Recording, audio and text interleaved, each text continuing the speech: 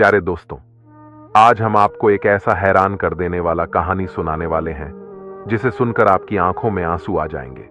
यह कहानी है एक ऐसे बादशाह का जिसने अपनी हाफिज कुरान लड़की की शादी एक लंगड़े और अंधे फकीर के साथ कर दी।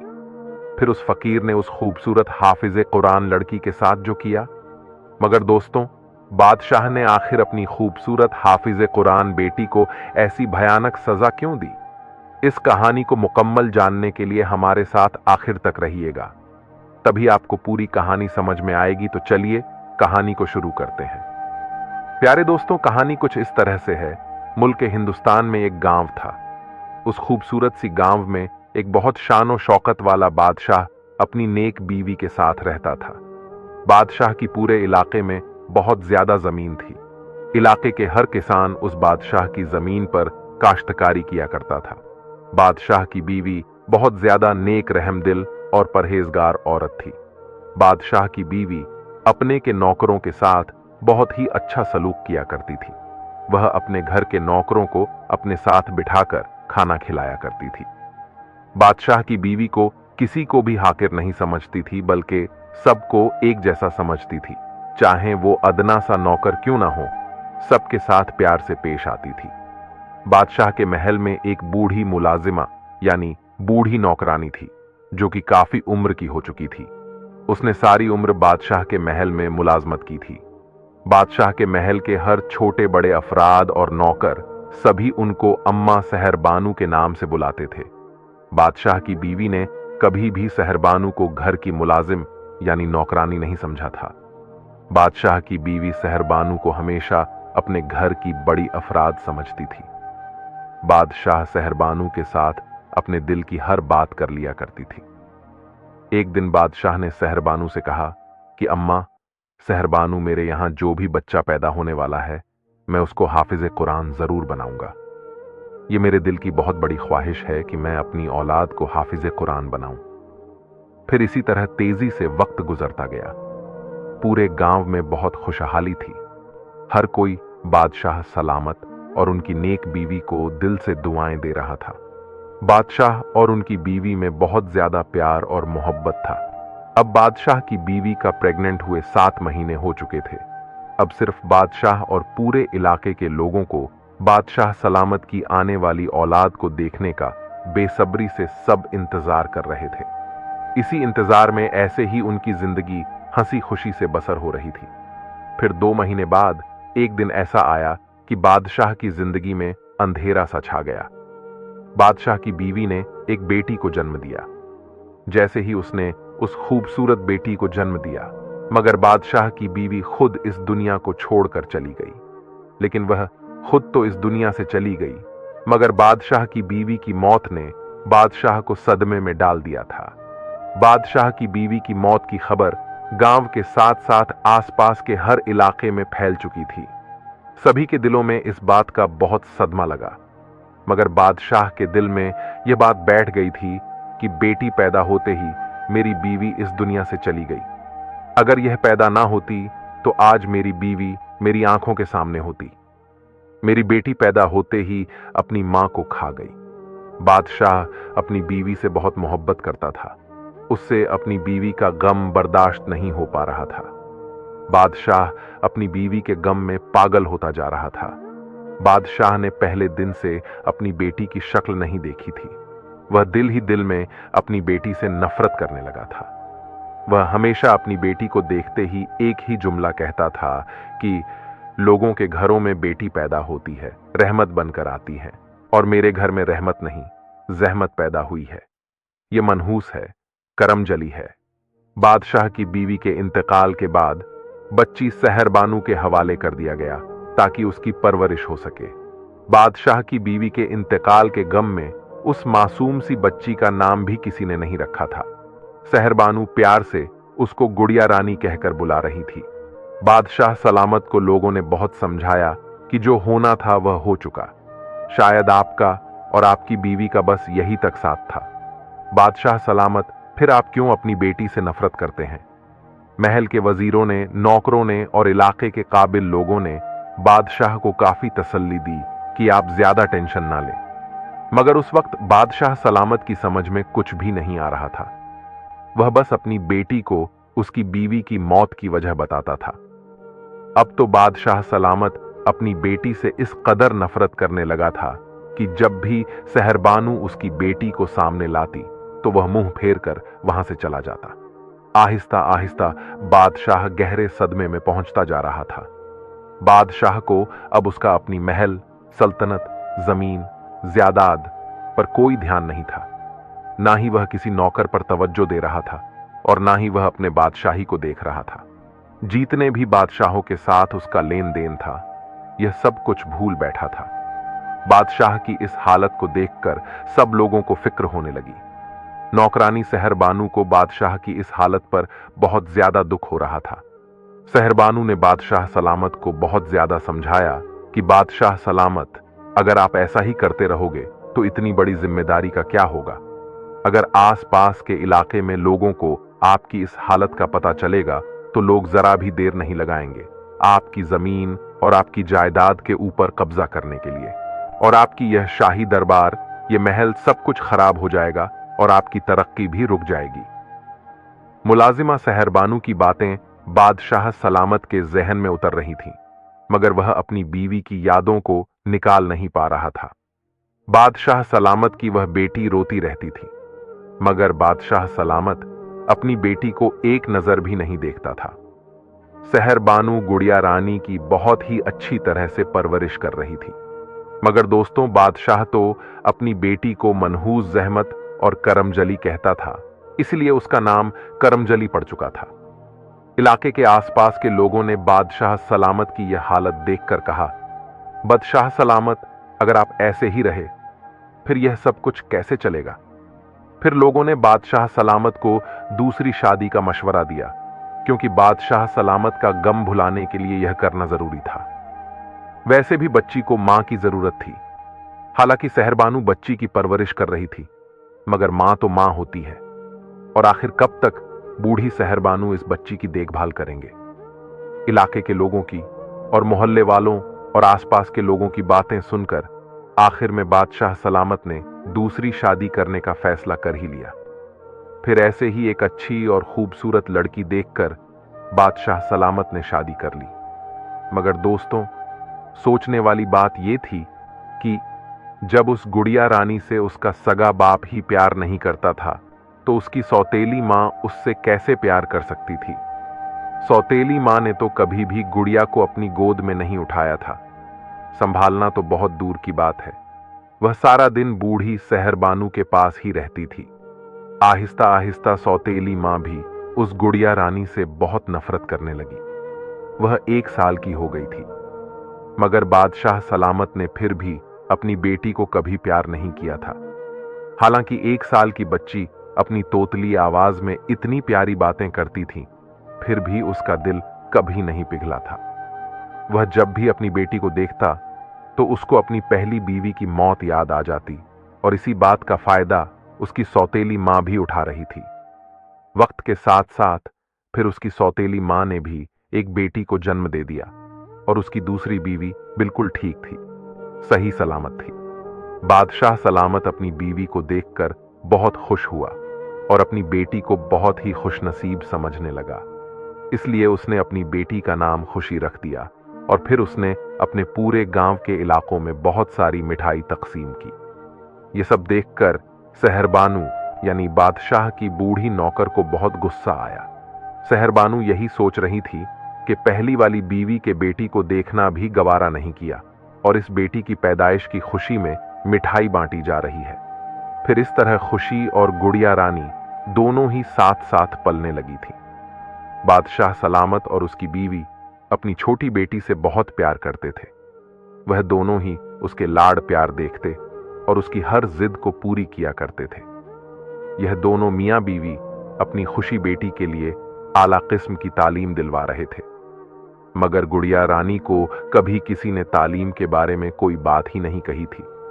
फिर सहरबानू ने गुड़िया रानी को गांव के मदरसे में कुरान पाक की तालीम दिलवा रही थी। गुड़िया बहुत ही नेक और सुलझी हुई लड़की थी, और सबसे बढ़कर सब्र करने वाली थी।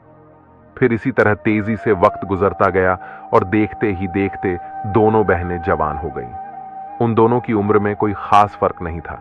दोनों देखने में एक ही उम्र की लगती थी और दोनों की तरबियत और तालीम में बहुत फर्क था। गुड़िया रानी अपनी मां की तरह बहुत ही हसीनो जमील थी। देखने में किसी परिस्तान की परी लगती थी। मगर गुड़िया बचपन से ही खुशी के उतारे हुए पुराने कपड़े पहनकर जवान हुई थी। वह पुराने कपड़ों में भी मल्लिका लगती थी। गुड़िया रानी में सबसे बड़ी खूबी यह थी कि वह हाफिज कुरान बन चुकी थी और 5 वक्त की नमाज पढ़ने वाली पर्देदार और परहेजगार तहज्जुद गुजार लड़की थी। जब बादशाह सलामत ने देखा कि यह लड़की तो देखने में हूबहू अपनी मां पर गई है, तो उसका गुस्सा और भी 7वें आसमान पर पहुंच गया। उसको देखते ही अपना गम फिर से ताजा लगता था। मगर दोस्तों, जब एक बाप अपनी बेटी को एक आंख नहीं देख पाता था, तो सौतेली मां उसको कैसे घर में बर्दाश्त कर सकती थी। एक दिन वह अपने शौहर से कहने लगी कि बादशाह सलामत, हमारी दोनों बेटियां जवान हो चुकी हैं। मैं चाहती हूं कि हम इनकी शादी कर देते हैं। गुड़िया तो अपनी मां की तरह नेक और सब्र करने वाली थी और उनकी खुशी बेटी जो थी, वह अपनी मां की तरह मगरूर, घमंडी और जिद करने वाली थी। वह सारा दिन नौकरों पर चिल्लाया करती थी। सहरबानू को तो वह एक फकीर समझती थी। वह अपने आप पर बहुत गरूर करती थी। उसको बहुत घमंड था क्योंकि उसके पास मां और बाप दोनों मौजूद थे। उसके पास दुनिया की हर चीज मौजूद है। लेकिन बेचारी गुड़िया को बचपन से ही अपने मां बाप का प्यार नहीं मिला था। वह सब्र करने वाली थी। उसका बाप उसको डांटता, उसकी सौतेली मां उस पर बहुत ज्यादा जुल्म करती और उसकी बहन भी उसको बिल्कुल भी अच्छा नहीं समझती थी। वह इन सब की बातें खामोशी के साथ सुनकर सब्र कर लिया करती थी और कभी कभी जब उसको मां बाप के प्यार की कमी महसूस होती, तो सहरबानू की गोद में सर रखकर खूब रोती थी। आसपास के लोग और घर के लोग सभी गुड़िया को बहुत अच्छा समझते थे, मगर खुशी उनको बिल्कुल भी अच्छी नहीं लगती थी क्योंकि वह हर एक के साथ बदसलूकी से पेश आती थी। वह हमेशा ही नौकरों को बिला वजह डांटा करती थी। फिर भी बादशाह अपनी बेटी को देख देख कर खुश होता और अपनी करमजली बेटी को देखकर रास्ता बदल लेता था। वह बेचारी हर वक्त अपने बाप के प्यार को तरसती रहती थी। बादशाह सलामत ने सहरबानू के साथ साथ महल के नौकरों को हुक्म दे रखा था कि जब भी मैं दरबार में दाखिल हूं, तो मेरी करमजली बेटी मेरे सामने कभी नहीं आना चाहिए। इसीलिए सहरबानू ज्यादा वक्त गुड़िया रानी को कमरे में अपने पास रखती थी। बादशाह तो जल्दी अपनी करमजली बेटी की शादी करना चाहता था ताकि उस करमजली से उसकी जान छूट सके। बादशाह की बीवी अपने शौहर से कहने लगी कि बादशाह सलामत, अब हमें दोनों बेटियों की शादी कर देनी चाहिए। बादशाह कहने लगा, हाँ, तुम ठीक कहती हो, हम इसकी शादी कर देते हैं ताकि इस करमजली का साया हमारे घर से खत्म हो सके। बादशाह पता नहीं अपनी बेटी से इतनी नफरत क्यों करता था। अगर उसकी मां इतनी नफरत करता तो कुछ समझ में आता, क्योंकि उसकी मां तो फिर भी सौतेली मां थी। मगर बादशाह सलामत घर के सारे काम नौकर के होने के बावजूद उस करमजली से करवाती थी। वह तो चाहती थी कि उसकी करमजली बेटी हमेशा ही दुखी रहे, उसको कोई सुख नसीब ना हो। इसलिए तो बादशाह की बीवी बादशाह से कहने लगी, क्यों ना हम पहले इस करमजली की शादी कर दे ताकि इसका साया हमारी बेटी की शादी पर ना पड़े।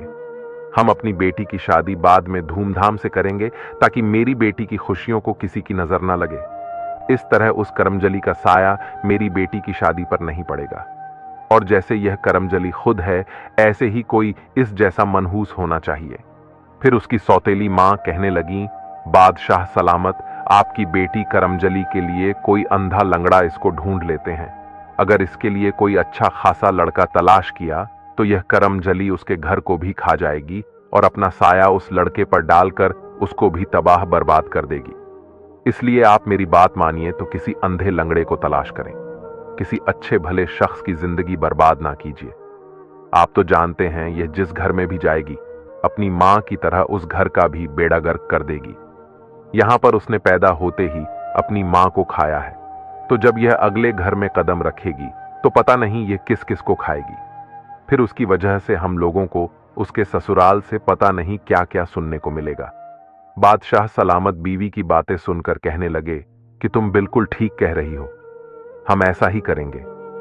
फिर बादशाह सलामत ने अपने बड़े नौकरों और वजीरों को बुलाकर सबसे कहने लगे कि मेरी करमजली बेटी के लिए कोई अंधा लंगड़ा लड़का तलाश करो, जिस लड़के का कोई खानदान ना हो और वो बिल्कुल लावारिस हो। वह नौकर और वजीर अपने बादशाह सलामत की बातें सुनकर ऐसे ही लड़के की तलाश में निकल पड़े। वह नौकर 2 आदमी थे और दोनों ही दूसरे इलाके में जाकर ऐसे लड़के को तलाश करने लगे। उन्होंने लोगों से भी ऐसे लड़के के बारे में पूछा, मगर उनको ऐसा कोई भी लड़का नहीं मिला था। फिर वह चलते चलते दूसरे गांव में चले गए। वहां पर उन्होंने देखा कि एक बुढ़िया फकीर फटे पुराने कपड़े पहने अपने अंधे बेटे के साथ बैठी हुई है। अपने आगे एक कटोरा रखा हुआ है और घर के नाम पर एक टूटी फूटी झोपड़ी है। बादशाह के नौकरों ने उस बुढ़िया को देखकर खुश हुए और उसके पास जाकर कहने लगे, अम्मा, तुम्हारे बेटे के लिए हम रिश्ता लेकर आए हैं। तो वह फकीर बुढ़िया उनसे कहने लगी कि बेटा, क्यों मुझसे मजाक कर रहे हो? पहले ही हम मां बेटा दिन भर के भूखे हैं। हमें सुबह से किसी ने भीख में 1 रुपया तक नहीं दिया। ऊपर से तुम दोनों मुंह फकीर का क्यों मजाक बना रहे हो? भला मेरे अंधे बेटे से कौन शादी करेगा? बादशाह का एक नौकर कहने लगा कि अम्मा, हम मजाक नहीं कर रहे।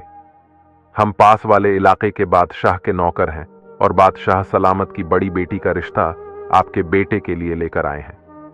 वह फकीर बुढ़िया तो पहले जोर जोर से हंसने लगी कि आप हमसे मजाक ना करें। फिर नौकरों ने काफी देर तक इसरार करने के बाद वो फकीर बुढ़िया मान गई और अपने बेटे को देखकर खुश हुई। उनसे कहने लगी कि ठीक है, अगर आप लोग मेरे बेटे का रिश्ता लेकर आए हैं तो मुझे इस पर कोई एतराज नहीं, क्योंकि वह फकीर बुढ़िया यह सोच रही थी, चलो मेरे बेटे की शादी भी हो जाएगी और वैसे भी मुझ जैसे फकीर का रिश्ता एक अमीर खानदान के साथ जुड़ जाएगा। वह दोनों नौकर खुश होकर बादशाह सलामत के पास गए और उनको जाकर सारी बात बताई कि जिस लड़के की आपको तलाश थी, बिल्कुल वैसा लड़का हमें दूसरे गांव से मिल गया है और हम लोग आपकी बेटी का रिश्ता उसके साथ तय करके आ चुके हैं। यह सुनकर उसकी सौतेली मां बहुत खुश हुई और कहने लगी, चलो अब ठीक है, इस करमजली के लिए हमें ऐसे ही रिश्ते की तलाश थी, आज भी वह खत्म हो गई। फिर बादशाह सलामत चंद दिनों में अपनी बेटी का निकाह उस अंधे फकीर से करने का फैसला किया। निकाह वाले दिन फकीर बुढ़िया अपने बेटे का हाथ पकड़कर बादशाह सलामत के घर ले आई। इन दोनों मां बेटे ने फटे और पुराने कपड़े पहने हुए थे। सहरबानू ने गुड़िया रानी को अपनी हैसियत के मुताबिक उसको दुल्हन बनाया। वह दुल्हन के रूप में बिल्कुल परियों जैसी लग रही थी। फकीर बुढ़िया अपनी बहू को देखकर हैरान रह गई कि यह तो बहुत ही खूबसूरत शहजादियों की तरह है। मैं तो सोच रही थी कि बादशाह सलामत की बेटी काली होगी या फिर नालायक होगी, तभी तो हम जैसे लोगों से रिश्ता करा रहे हैं, इसलिए तो उन्होंने मेरे अंधे बेटे से निकाह करने का फैसला किया है। मगर उस लड़की में तो किसी चीज की कोई कमी नहीं। इसकी सौतेली मां ने उन दोनों मां बेटे को रात का बचा हुआ खाना खिलाया। फिर बादशाह सलामत ने उन दोनों को सादगी से निकाह किया और इतना बड़ा बादशाह होने के बावजूद अपनी बेटी को दहेज के नाम पर एक कपड़ा तक ना दिया। फिर वह बुढ़िया अपने बेटे का हाथ पकड़े और अपनी बहू को साथ लेकर अपने गांव में एक टूटी फूटी हुई झोपड़ी में दाखिल हो गई।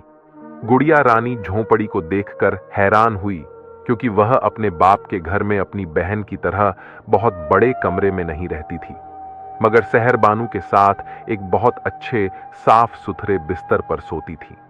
वह दिल ही दिल में अपने बाप के बारे में सोच रही थी, आखिर मेरे बाप ने मुझसे बदला ले ही लिया।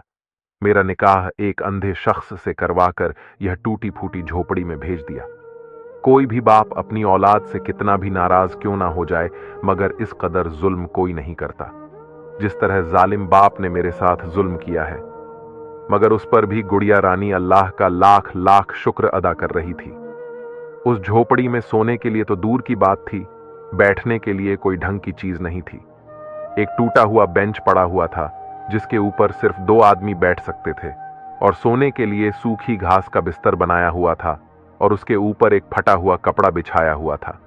वह उस झोपड़ी में आकर उसने वजू किया और नमाज पढ़ने लगी। नमाज पढ़ने के बाद वह हाथ उठा करके दुआ करने लगी कि या अल्लाह, जिसके साथ मेरा निकाह हुआ है वह तो आंखों से अंधा है, चाहे मुझे कैसा भी मिल जाता, मगर मेरा जीवन साथी तो मुझे अच्छा मिलना चाहिए था। हम दोनों मिलकर मेहनत करते और घर बना लेते, मगर मेरा शौहर तो खुद किसी का मोहताज है। फिर आखिर में वह कहने लगी कि चलो, जो होता है अच्छे के लिए होता है। अब मैं अपने शौहर का कभी साथ नहीं छोड़ूंगी। मेरे बाप ने मेरे लिए कुछ भी ढूंढा हो, मैं इसको सर आंखों पर रखूंगी।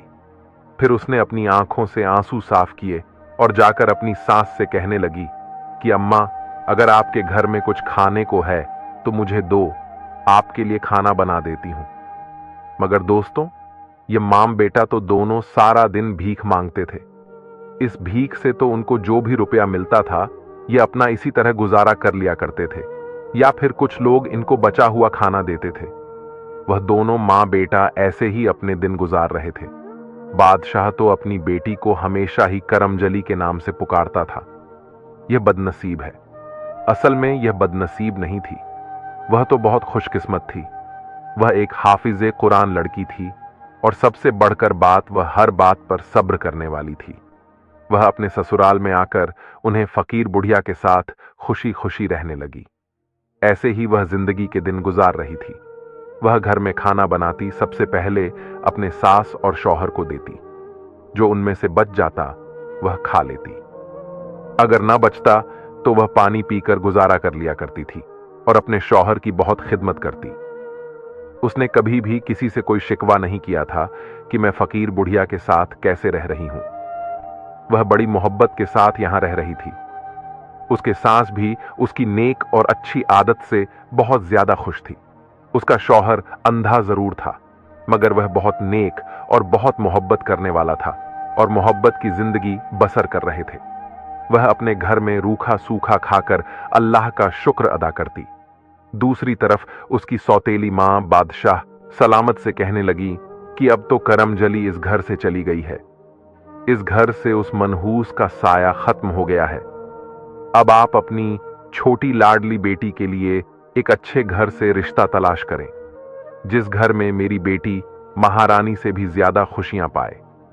बादशाह ने भी अब देर ना की और अपनी बेटी के लिए खुद रिश्ता तलाश करने लगा। बादशाह अपने नौकरों को साथ लेकर किसी अच्छे राजकुमार की तलाश में निकल पड़ा और जाते हुए अपने नौकरों से कहने लगा, मेरी इस खुशी बेटी के लिए महलों का राजकुमार होना चाहिए, जिसका घर महल से ज्यादा खूबसूरत हो और लड़का शहजादों से ज्यादा खूबसूरत हो। वहां पर मेरी बेटी खुशी हो, किसी चीज की कोई कमी ना हो। फिर ढूंढते ढूंढते उनको एक खूबसूरत राजकुमार मिल गया, जो अपने मां बाप का एक लौता वारिस था। अपने इलाके में उसका बहुत नाम था। बादशाह ने उसके घर में अपनी बेटी का उस राजकुमार से रिश्ता तय कर दिया। बादशाह ने आकर अपनी बीवी को सारी बात बताई। वह सुनकर बहुत खुश हुई कि मेरी बेटी अब राजकुमार की बीवी होकर महारानी की तरह राज करेगी। फिर बादशाह ने देर न करते हुए अपनी बेटी का निकाह उस राजकुमार से कर दिया। उसने दहेज में अपनी बेटी को बहुत सारे जेवरात, गाड़ियां, ऊंट और कीमती खजाना, एक बहुत बड़ा घर, बहुत सारे हाथी, घोड़े और बहुत कुछ दिया और अपनी बेटी को बहुत धूमधाम से रुखसत किया। दूसरी तरफ जिस बेटी को बादशाह करमजली कहता था और जैसे तैसे करके अपनी जिंदगी के दिन गुजार रही थी, और उसकी खुशी बेटी जो थी वह अपने ससुराल में जाकर राज करने लगी। वह अपने माँ बाप के घर में भी महारानी की तरह जिंदगी बसर कर रही थी और ससुराल में जाकर भी उसको हर सुख मिल रहा था। उसको हर तरह का अपने माँ बाप का प्यार मिला था और इधर भी उसको बहुत प्यार किया जा रहा था।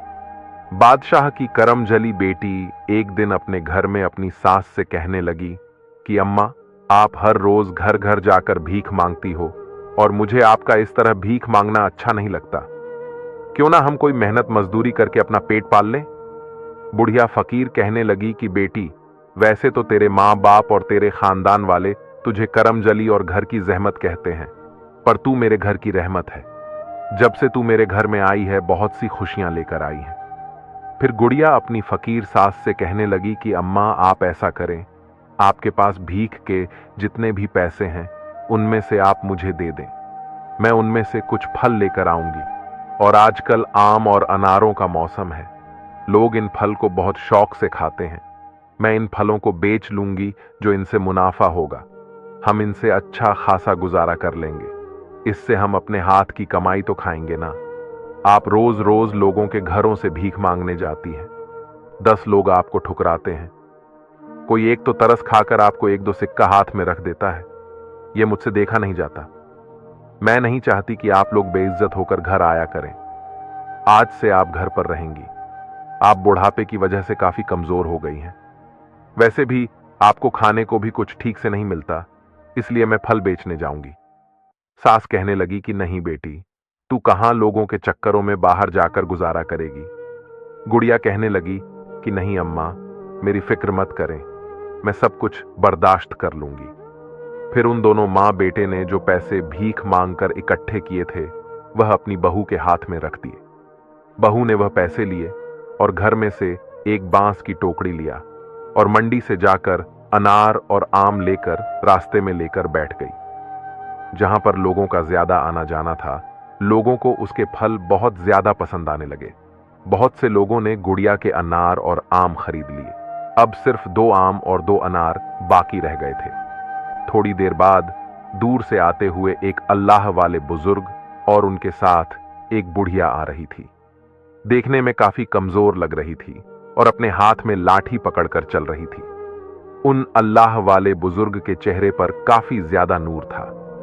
बुढ़िया उन अल्लाह वाले बुजुर्ग से कहने लगी कि मुझे आम की बहुत ज्यादा खुशबू आ रही है और मेरा दिल कर रहा है कि मैं आम खाऊं। वह थोड़ा सा आगे गए तो उनको एक लड़की जो अनार और आम बेचते हुए दिखाई दी। वह बुढ़िया अल्लाह वाले बुजुर्ग से कहने लगी कि वह देखिए, एक लड़की बैठी हुई फल बेच रही है। वह लड़की देखने में बहुत नेक लग रही है, हमें उस लड़की से जरूर आम लेना चाहिए। फिर वह दोनों मियां बीवी चलते हुए उस लड़की के पास पहुंच गए। उस लड़की के पास सिर्फ 2 ही आम बचे थे। उन दोनों ने हाथ में पकड़े हुए और जाकर कहने लगे कि बेटी, हम दोनों बहुत भूखे हैं, क्या हमें यह 2 आम मिल सकते हैं? और दूसरी बात यह है कि बेटी, हम दोनों के पास देने को पैसे नहीं हैं। गुड़िया उन दोनों बुजुर्गों से कहने लगी कि आप दोनों इधर बैठ जाइए, मैं आपको पानी पिलाती हूं। बहुत गर्मी हो रही है, शायद आप दोनों कहीं से थक कर आए हैं। उस गुड़िया रानी ने उन दोनों को पानी पिलाया और अपने पास रख के नीचे बैठने की जगह दी। फिर उन दोनों को आम काट कर दिए। बुजुर्ग ने और बुढ़िया ने दोनों मिलकर आम खाए और बहुत ज्यादा खुश हुए। वह बुढ़िया कहने लगी कि बेटी, हमारे पास तुम्हें देने के लिए पैसे नहीं हैं और हमने तुम्हारे आम भी खा लिए हैं। तो वह कहने लगी कि मां, कोई बात नहीं, आपकी दुआओं से मेरे सारे फल बिक गए हैं। ये जो 2 आम बचे थे, अगर वह आपने खा लिए तो यह भी मेरे लिए नेकी का काम है। आप तो बूढ़ी मां हैं, मेरी तो कोई मां नहीं, और बाप होते हुए भी उसने कभी मेरे सर पर शफकत से हाथ नहीं रखा। आप दोनों ने मुझे इतने प्यार से बेटी कहा, मेरे तो कान ही तरस गए थे कि मेरा बाप मुझे कभी बेटी कहकर नहीं पुकारा है। वह बूढ़ी मां बैठी हुई कहने लगी कि बेटी, मैं दूर से चलकर आई हूं, मैं बहुत कमजोर सी हूं, तुम थोड़ी देर मेरे पांव दबा दो। वह बुढ़िया दरख्त के साथ टेक लगाए हुए बैठी हुई थी, तो वह गुड़िया उसके पांव दबा रही थी। ऊपर से ठंडी हवा चल रही थी। वह आंखें बंद करके वहीं सो गई। वह अल्लाह वाले बुजुर्ग भी उस दरख्त के नीचे बैठकर अल्लाह की इबादत करने लगे। जब उस बुढ़िया की आंख खुली तो वह कहने लगी कि बेटी, तुमने तो हमारी बहुत ज्यादा खिदमत की है, तुम्हें देने के लिए मेरे पास कुछ भी नहीं है। वह कहने लगी कि अम्मा, कोई बात नहीं, मुझे आपकी खिदमत करके बहुत सुकून मिला है। मुझे ऐसा लग रहा है कि जैसे मैं अपनी मां की खिदमत कर रही हूं। मैंने तो कभी मां का प्यार देखा ही नहीं है। अगर मेरी मां जिंदा होती तो वह यकीनन आपकी तरह होती। फिर वह बुढ़िया उन अल्लाह वाले बुजुर्ग से कहने लगी, अगर आपके झोले में कोई चीज है तो इस बेचारी को दे दे। यह बहुत ही गरीब है, इसके सगे बाप ने भी इसके साथ बहुत बुरा सलूक किया है। वह अल्लाह वाले बुजुर्ग अपनी बीवी से कहने लगे कि मेरी झोली में तो इस वक्त चंद कंकर पड़े हुए हैं, इन कंकरों के साथ इस बेचारी का क्या भला हो सकता है। वह बुढ़िया कहने लगी, आप तो बहुत नेक बुजुर्ग हैं, हर वक्त अल्लाह की इबादत में मसरूफ रहते हैं। अगर आप किसी को दिल से दुआ दे दें तो इससे बढ़कर और क्या हो सकता है। फिर उन अल्लाह वाले बुजुर्ग ने वह कंकड़ उस लड़की को देते हुए बहुत सी दुआएं दी। गुड़िया ने वह कंकर अपने दुपट्टे के पल्लू से बांध लिए और शाम को घर जाकर वह अपनी बूढ़ी सास से और अंधे शौहर से कहने लगी कि आज मुझे एक बहुत ही नेक अल्लाह वाले बुजुर्ग और उनकी बीवी मिले थे। जब मैंने उनकी खिदमत की तो मुझे बहुत अच्छा लगा और बदले में उन्होंने मुझे कुछ कंकड़ दिए हैं, क्योंकि उनके पास पैसे नहीं थे। वह देखने में बहुत ही नेक और पहुंचे हुए बुजुर्ग लगते थे, इसलिए मैं उनके दिए हुए कंकर बहुत संभाल कर घर ले आई हूं और आज मेरे सारे अनार और आम बिक चुके हैं। यह रही आज की मेरी पहली कमाई। अब आप दोनों को कहीं जाने की जरूरत नहीं। आज के बाद हम सब इज्जत की जिंदगी गुजारेंगे।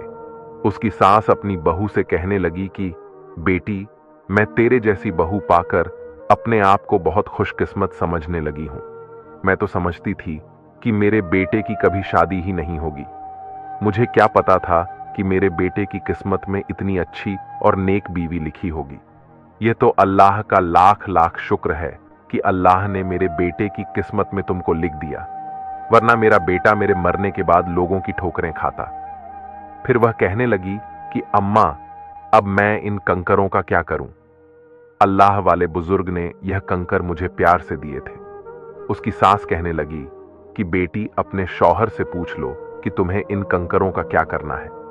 जब उसने अपने शौहर से पूछा तो वह कहने लगा, तुम इन गरीबों को अपनी झोंपड़ी के 4 कोनों में रख दो।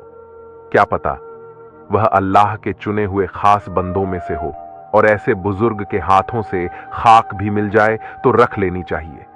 फिर उस गुड़िया ने ऐसे ही किया। उन गरीबों को अपनी टूटी फूटी झोंपड़ी के चारों कोनों में रख दिया और कुछ कंकड़ उसने अपने संदूक में रख दी।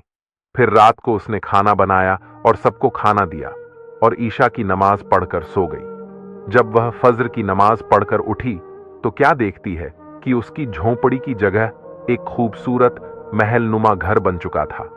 उसके चारों कोनों में हीरे मोती चमक रहे थे और बहुत ही आला किस्म के खाने बने हुए थे। फिर वह दौड़कर अपनी सोई हुई सास के पास जाती है, उनको जगाकर कहती है कि माँ जी देखिए, ये कौन सा जादू चल गया, ऐसा क्या मोजिजा हो गया है। उसकी सांस उठी। उसने देखा कि यह तो एक खूबसूरत घर है, तो उठकर कहने लगी कि बेटी, क्या हम तेरे बाप के घर आ गए हैं? क्या यह तेरा मायका है? तेरे बाप ने तो कभी तेरी तरफ मुड़कर भी नहीं देखा। मैं तो सोई हुई थी। तेरे बाप ने यह सब कुछ कैसे किया? गुड़िया कहने लगी कि नहीं माँ जी, यह मेरे बाप का घर नहीं है, यह तो हमारा घर है। यह तो सब अल्लाह ने हमें दिया है। मुझे लगता है वह अल्लाह वाले बुजुर्ग वाकई में एक बहुत पहुंची हुई हस्ती हैं। अब वह दिल ही दिल में पछता रही थी कि वह अल्लाह के वली को क्यों नहीं पहचान पाए। इतने में उसके शौहर की भी आंख खुल जाती है और वह उठकर उनके पास आता है और आकर अपनी मां से कहता है कि मां देखिए, मैं अपनी आंखों से देख रहा हूं। अब तो मुझे सब कुछ दिखाई दे रहा है। मेरी आंखें बिल्कुल ठीक हो गई हैं। अब मैं अंधा नहीं रहा। यह देखकर गुड़िया की आंखों में आंसू आ गए और उसी वक्त जमीन पर सजदा रेज हो गई और अल्लाह का लाख लाख शुक्र अदा करने लगी कि उसका शौहर बिल्कुल ठीक हो गया है। यह खुशी तो उसके लिए बहुत मायने रखती थी। इतनी खुशी तो उसको दौलत पाकर भी नहीं हुई थी जितनी उसके शौहर की आंखें ठीक हो जाने से हुई थीं। अब उसका शौहर बिल्कुल शहजादों की तरह लग रहा था। वह कहने लगी कि अल्लाह ताला ने हम पर अपना करम कर दिया।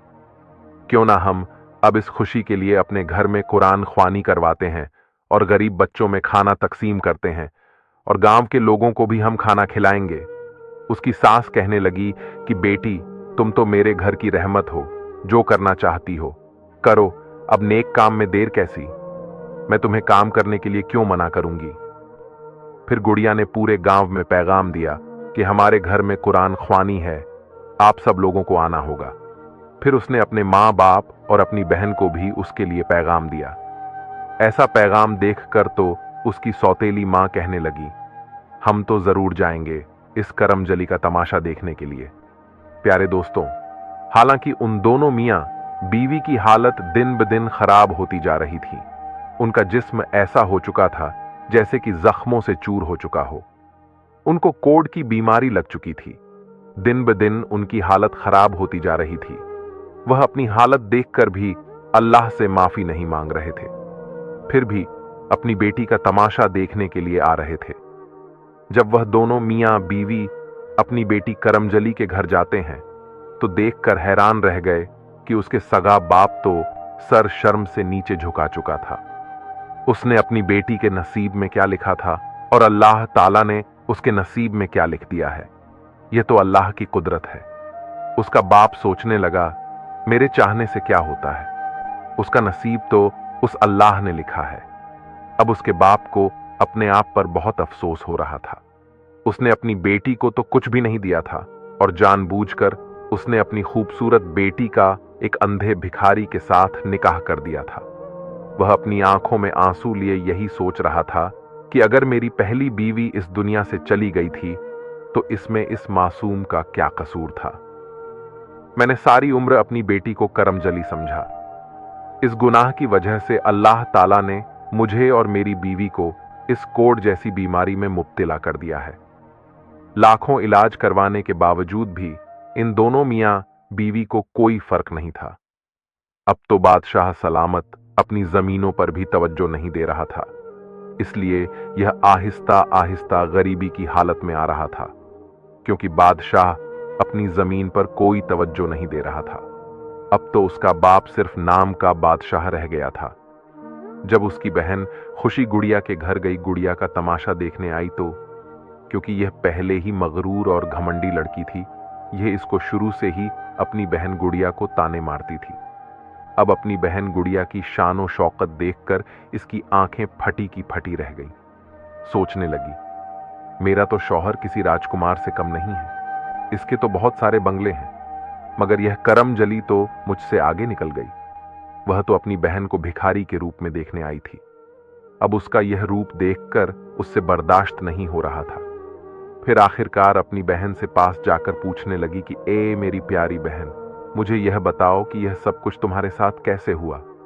तुम्हारी सास तो भीख मांगती थी और तुम्हारा शौहर तो अंधा और लंगड़ा था। अब तुम बिल्कुल शहजादियों की तरह हो गई हो।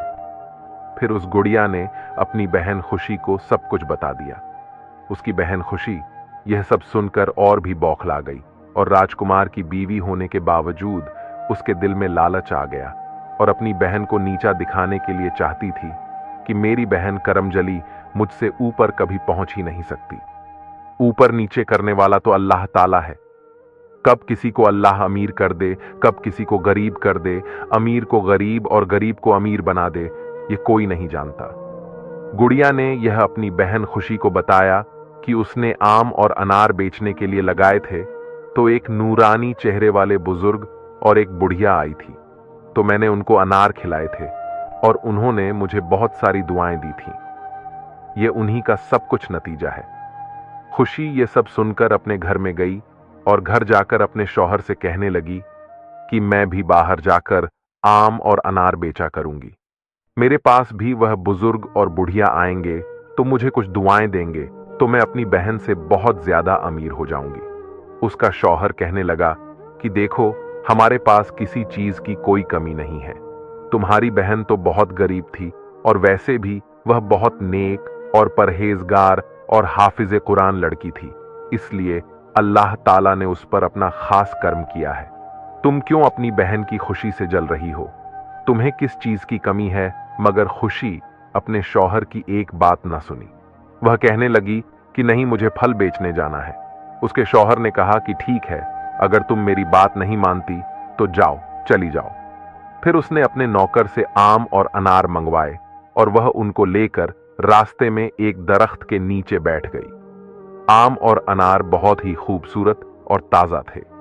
इत्तेफाक से उस दिन भी वह बुजुर्ग फटे पुराने कपड़े पहने उसके पास आ गए और कहने लगे कि बेटी, मेरा आम खाने को दिल कर रहा है। अभी तक उसका कोई भी आम या अनार नहीं बिका था।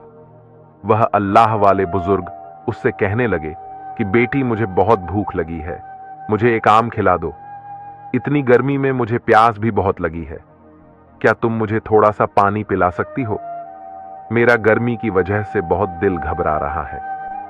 खुशी उस बुजुर्ग की हालत को देखकर कहने लगी कि अरे जाओ, हटो, यहां से कहां से मुंह उठाकर आ जाते हो?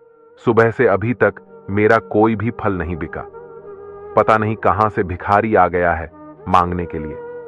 जब अल्लाह वाले बुजुर्ग ने अनार उठाना चाहा तो खुशी एक डंडा लेकर कहने लगी कि अरे जाओ यहां से, तुम कितने गंदे हो, तुम्हारे हाथ भी कितने मैले हैं, तुम मेरे फलों को गंदा कर रहे हो। इतने गंदे बुजुर्ग को मेरे पास खड़ा होते हुए देखकर कोई भी मेरे से फल खरीदने नहीं आएगा।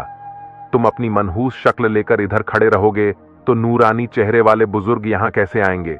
मैं उनको कैसे आम खिलाऊंगी? तुम यहां से पीछे हट जाओ। तो फिर उस खुशी ने उस बुजुर्ग को कोई भी आम ना दिया। ऐसे ही सुबह से शाम हो गई, लेकिन उसके पास वह अल्लाह वाले बुजुर्ग और एक बुढ़िया जो कि उनकी बीवी थी, वह उनके पास नहीं आए थे। अब वह घर जाने लगी तो इतने में एक बुढ़िया चलती हुई उसके पास आई। उसकी भी हालत कुछ इतनी खास नहीं थी।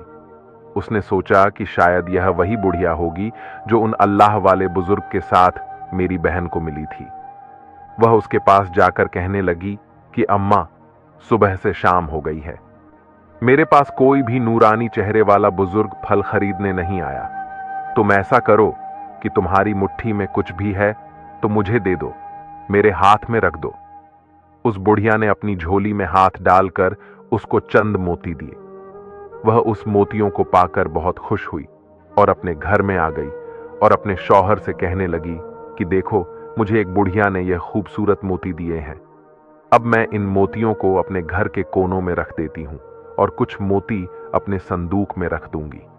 उसने ऐसे ही किया। मोतियों को अपने घर के कोनों में रखकर, कुछ संदूक में रखकर फिर जाकर अपने कमरे में सो गई। पहले तो उसको सारी रात नींद नहीं आ रही थी।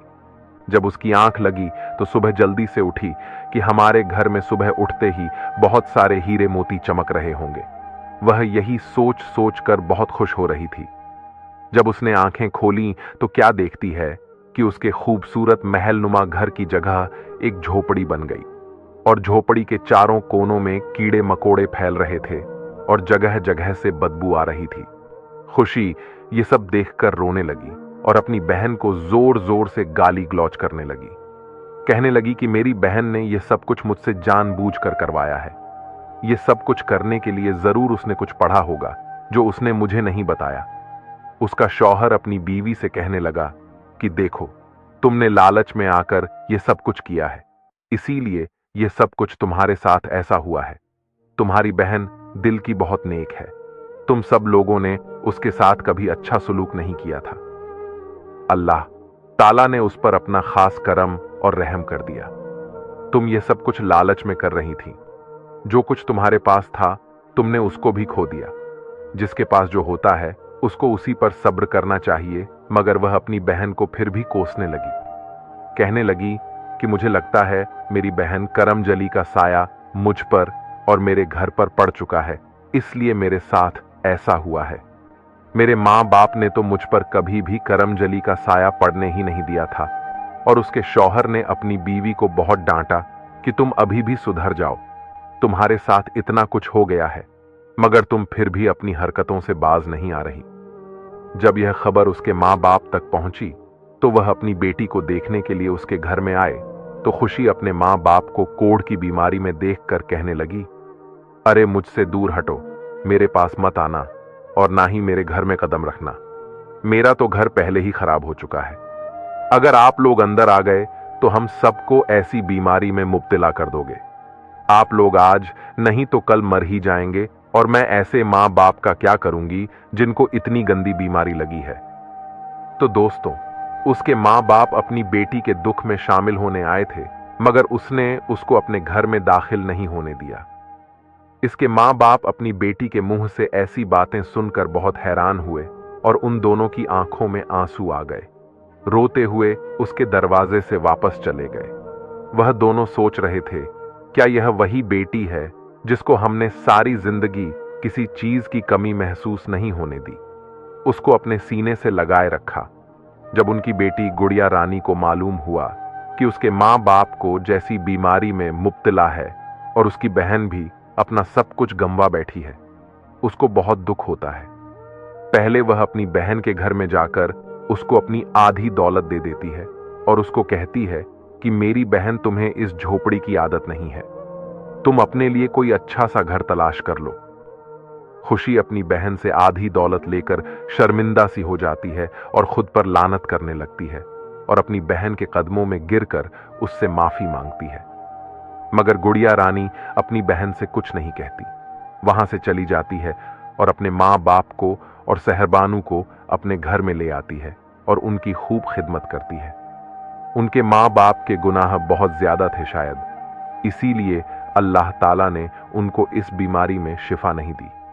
उसके माँ बाप अपनी बेटी गुड़िया से कहने लगा कि बेटी, मुझे माफ कर दो, मैंने सारी जिंदगी तुम्हें बदकिस्मत समझा, मनहूस समझा, करम जली समझा, तुम पर बहुत ज्यादा जुल्म किए, तुमको कभी अपनी बेटी नहीं समझा।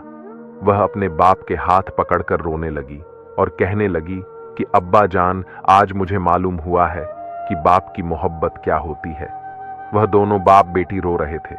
उसके बाप ने अपनी बेटी को खूब दुआएं दी और अपनी दूसरी बेटी की खुशी के लिए उसके दिल से ना तो कोई दुआ निकल रही थी और ना ही कोई बद्दुआ निकल रही थी।